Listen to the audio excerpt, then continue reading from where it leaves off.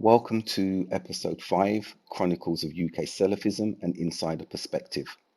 This particular episode will look at the year 1994 and events that transpired throughout that period.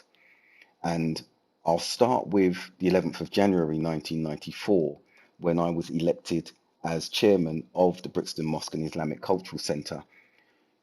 I will quote from the research document that I referred to in the previous episodes that was prepared by Salafi Manhaj and members of the Brixton Mosque, that highlights and articulates the procedures that took place and events that took place at that specific time. So I will quote from page 49 at this stage. Quote, in December 1993, when Abu Sufyan was removed, for a couple of months, some members of his team, the former Shura, were dissatisfied with what transpired.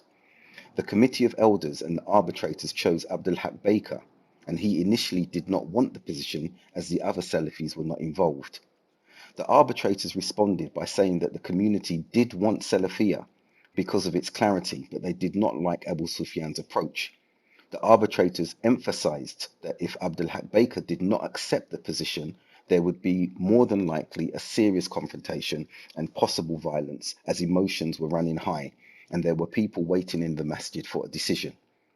Abdul Haq's contention, Abdul Haq Baker's contention, was that the arbitrators had selected 3 individuals who were not Salafi at the time. Abdul Haq Baker was therefore put in a very difficult position, which he had to wrestle with and also look at the bigger picture for the community based on what he held to be best at the time. Eventually, the elders became more receptive and had put aside much of their former allegiances with Abdul Malik Trinidadi, Faisal, and others, and many others returned to the masjid when progress was being made with the community. Close quote. I recall that occasion very well because I was called to attend the mosque, having distanced myself from Abu Sufyan's Shura. As I've mentioned, I was not very happy and did not subscribe to the manner in which they were dealing with the community. Now, when I attended, the arbitrators called me into a private room, which was the sisters area. It was made vacant for that particular purpose, and told me that the non-Salafi contingent of the community had voiced their preference for me to become the chairman, Amir, as they quoted or cited in those days. I declined this and was surprised because my contention was that they were ousting Salafi leadership and Shura, despite the fact I disagreed with their approach, and they were electing a Salafi who had the same beliefs and methodology as those who were outgoing. And they mentioned, as was stated in that document, they preferred someone from within the community who had an altogether different approach to Abu Sufyan. So that took place at that time. The arbitrators were actually agreed on by both parties, and from the Salafi contingent and from the non-Salafi contingent. And so their final decision was accepted. Now, as I developed and grew into the position, I continued with my other activities, my activism at that time. And so on the 28th of January, I see from a cassette that I have in my possession, I delivered a study circle in Croydon entitled Taking Account of Oneself. On the 3rd of April, 94, I have my notes here that I delivered a lecture entitled Paradise or Hellfire, The Choice is Yours in Middlesbrough. And on the 23rd of that same month, I delivered a lecture called The People of Misery, based on our Risala at-Tabukiyya of Ibn Qayyim al-Jawziyya.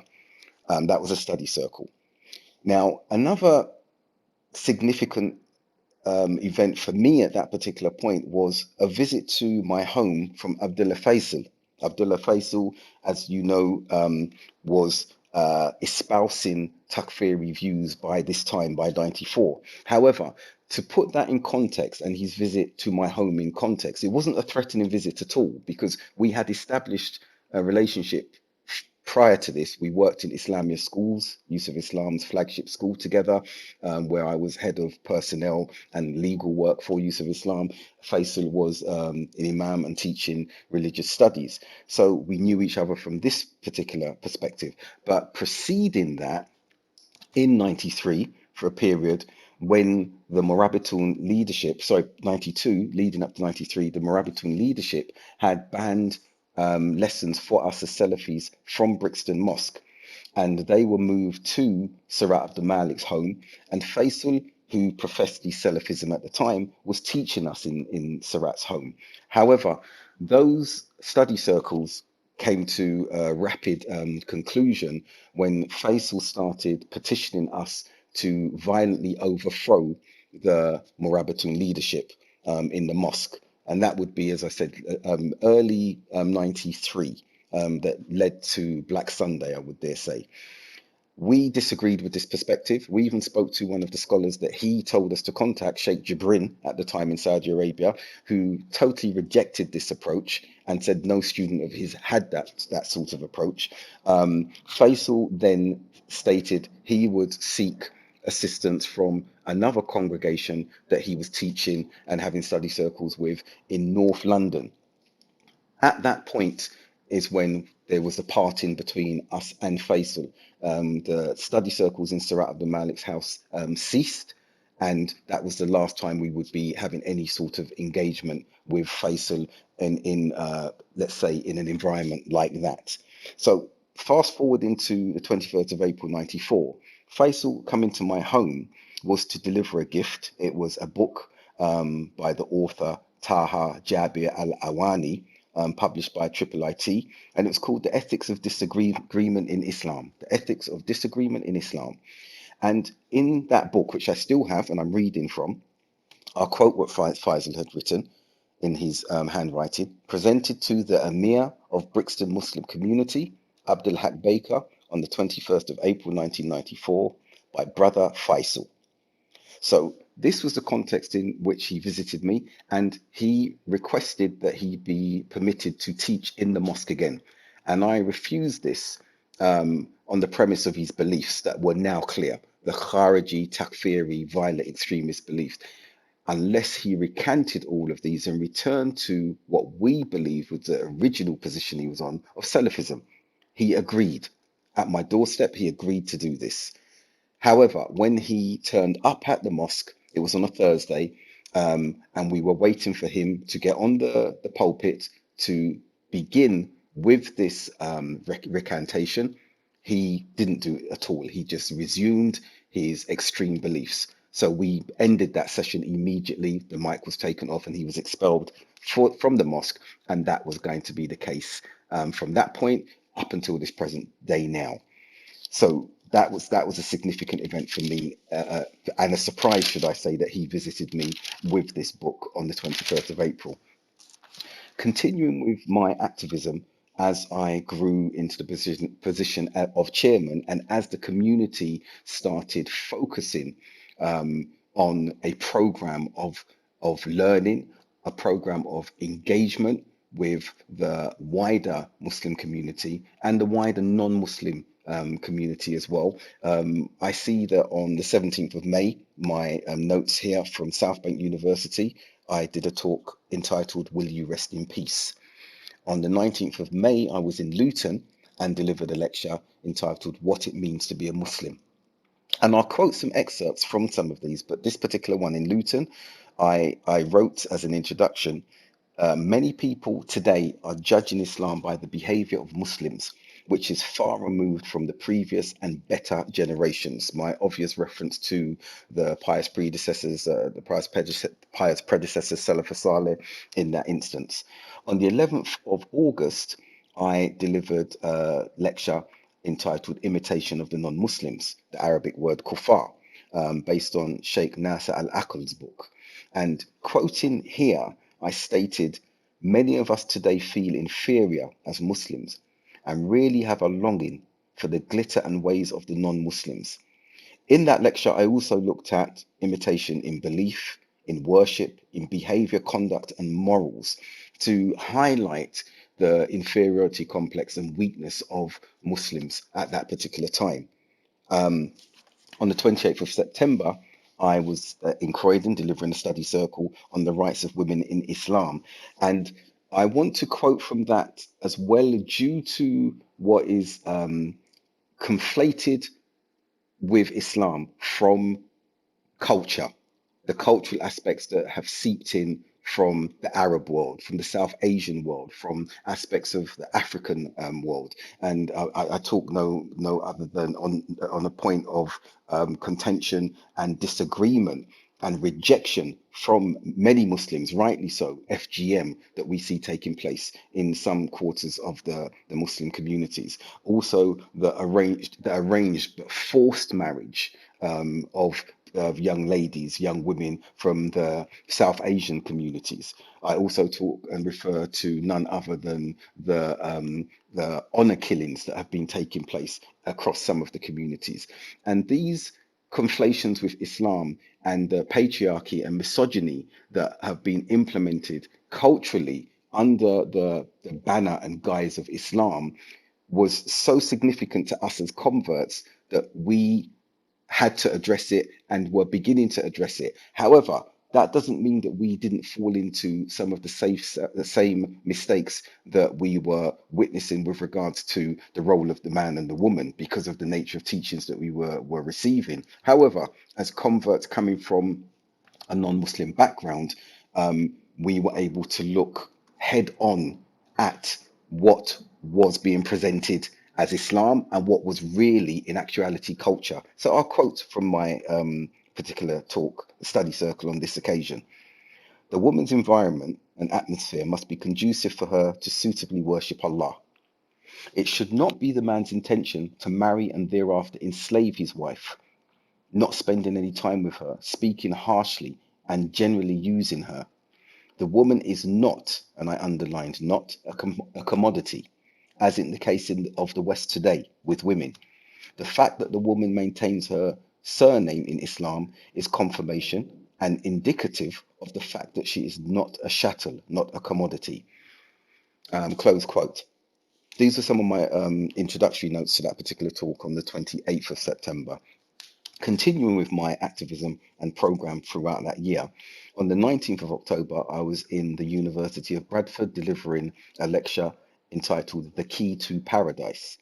On the 26th of November, I was in Birmingham, Smallheath, and I delivered a lecture entitled Innovation, Good or Bad, Bid'ah, Good or Bad. And I want to pause at this particular point because some of the attendees of that particular lecture are now members of a very divisive cult that I've referred to and alluded to in the previous episodes. And those individuals that were attending, they attended at a time when there was more unity and solidarity among us as Salafis, but there was a distinct absence of individuals who have really fueled this cultism and division and dissension amongst the Salafi communities and beyond. For example, Abu Khadija, Abdul Wahid Alam, was not present up until this point in the Salafi scene, should we say. He was not present. He was not even Salafi. And if you were to ask those of his associates who are with him now, but were present in this lecture and present during the early 90s, if they are truthful, they would confirm this observation that I'm expounding upon now, that Abu Khadija was not around during this particular period. Neither was Hassan Samali, neither were a few others of them, with the exception of Abu Hakim Bilal Davis, Yusuf Bowers. They were present. So if these two individuals were to be asked about the presence and involvement of Abu Khadija, and some of these individuals I've just mentioned, they would attest, if they are truthful, that these individuals were not to appear on the scene for another few years. But I digress. On the 14th of December, I delivered another lecture in Birmingham on the subject of Christmas. And then the one final lecture that I would refer to that I have written on the cassettes in front of me, 1994, but I don't have the day or the month, was a study circle in Croydon again, entitled The Traps of Iblis. So my evidence before me now shows that 11 talks, study circles were delivered by me during 1994. I will refer now to personal study, and I will go chronologically through these as well. And on the 19th of February, 94, I see my notes here on the characteristics of Ahl Sunnah wal Jama'ah, which were based on recorded lectures of Ali Tamimi. And I want to quote an aspect that we covered on jihad and the false concepts of jihad to juxtapose this with what was taking place at the time with some of the extremist protagonists. Abdul El Faisal, I've already mentioned. Abu Hamza al Misri is another individual I mentioned. Omar Bakri, when he was with Hizb Tahrir, soon to emerge into Al Muhajirun. And then Abu Qatada, when he landed mid 90s, and the teachings that he was espousing then. So, quoting from my notes on the 19th of February, around 1965, that we see that false concepts of jihad appeared again. Quote, takfir of rulers, scholars, and nations in the Arab world on unprecedented levels were being done. The arguments used were basically that where Sharia was no longer predominant and much disobedience to Allah prevalent, the rulers and the populations must have apostated. The conclusion was such that according to this false belief, jihad had to be waged against these rulers and their populations, close quote. Then on the 29th of March, the lessons looked at Aqidah, its linguistic definition, general meaning, religious meaning, the terms synonymous with it. That was for that particular lesson. And on the 19th of April, the lessons continued. From the 3rd, 10th, 17th, and 31st of May, the lessons on Ahl Sunnah wal Jama'ah continued, and I see that my next lesson on that referred to Aqidah, its principles and its derivations, on the 19th of July 94. There was a lesson before that, sorry, two lessons, one that's related on the 7th of June, but then there was another lesson before the 19th of July on Sharh al-Aqidah al-Wasatiyah of Ibn Taymiyyah, again from Ali Tamimi's tapes. And I see, and I've counted, I had 30 pages of handwritten notes on that occasion for that Aqidah al-Wasatiyah notes, and also an 8-page handout from Jimas. Now, moving towards a conclusive stage of this particular episode, I want to refer to another momentous event that happened within the Brixton community as it was settling, as it was progressing and growing, and united under the new leadership. Iqra Independent School was established in September 94 by four sisters, women of our community, very progressive, academic, intelligent, Salafi women, and was supported by the management of the mosque in that instance then. Iqra Independent School now continues to flourish. The motto that was established by these women, these founders, was training in this life and the hereafter, or training for this life and the hereafter. It's now part of an academy. The school has grown and it continues to receive outstanding awards from Ofsted. Looking at the global climate now and events that were occurring in 1994. In April, the 6th of April, the Rwandan genocide began with the assassination of the president. On the 22nd of April, 7,000 Tutsis were slaughtered in a stadium by the Hutus. On the 10th of May, Nelson Mandela was sworn in as South Africa's first black president. And I'm referring to these events in Africa for a reason. And that was that due to our idealism and the second stage of the convert's cognitive development framework, that being the youthful, formative, idealistic stage, we as growing Salafis did not pay much heed or attention to these huge events that were taking place in Africa.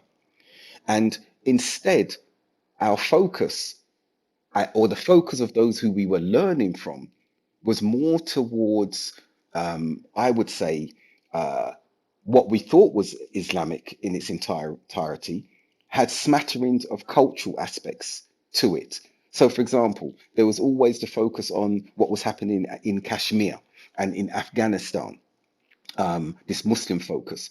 And I would argue at this particular juncture that when atrocities are taking place as Muslims, it's irrespective of whether the victims are Muslim or non-Muslim, there should be a concern.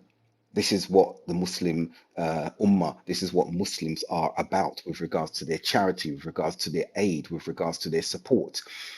But we saw an absence of focus on anything to do with Black issues, African issues, African Caribbean issues, African American issues. There was a lack of focus completely. And in some instances, that caused consternation amongst the wider Black Muslim community that we were interfacing and interacting with. Some who accused us of becoming Arabized due to the dress that we were wearing, the thobes, and the way we were wearing the scarves, which we interpreted as Sunnah. But we, in some instances, there has to be a concession that it was an aspect of Arabization. Other individuals and sisters moved towards wearing shalwar kameez, the more South Asian dress that's predominant amongst the Pakistanis. Others started dressing in similar attire to the Somali community, and some particular cultural emphasis from other communities. And that oversight on the Black communities and Black issues was something that was going to come back to us later on. But our ignoring it, our oversight of it, I think was a mistake from us as converts, as African Caribbean Muslims. And the little emphasis that was played, some would argue, was due to the racial climate and the racial mosaic of the Muslims in Britain at the time. Issues of racism were prevalent, which surprised us, but our idealism was what we were holding on to. And I want to quote from the Black Sunday event on the 2nd of May, when one of my close colleagues and associates, Abu Sophia Talib, stated during that Black Sunday event, and this underscores the idealism and the second stage of youthful development that we were at. He stated, we have we have to come out of this concept where we see ourselves coming from a Black community, a white community, from an Arab community, and understand that the only community in the eyes of Allah is the Muslim community. Brixton itself is a microcosm of the whole Muslim Ummah, not just a little parcel here in southeast London. Close quote. Such a statement is real in its idealism and what Islam espouses, as we see in Surah Hujurat. However, the reality was altogether different amongst the Muslim communities and continues to be altogether different with the racial divide that exists within Muslim communities across the UK today. And I'll conclude on that particular point, again, underscoring that identity as Salafi Muslims was significant. However, that identity is not one that should remove conducive elements of our cultural mosaic, because we saw that that didn't happen amongst the South Asian communities, the Somali communities, and the Arab communities. And so the question remains is, why was there that removal and that encouragement to distance ourselves from our local British urban Black communities or cultural backdrops?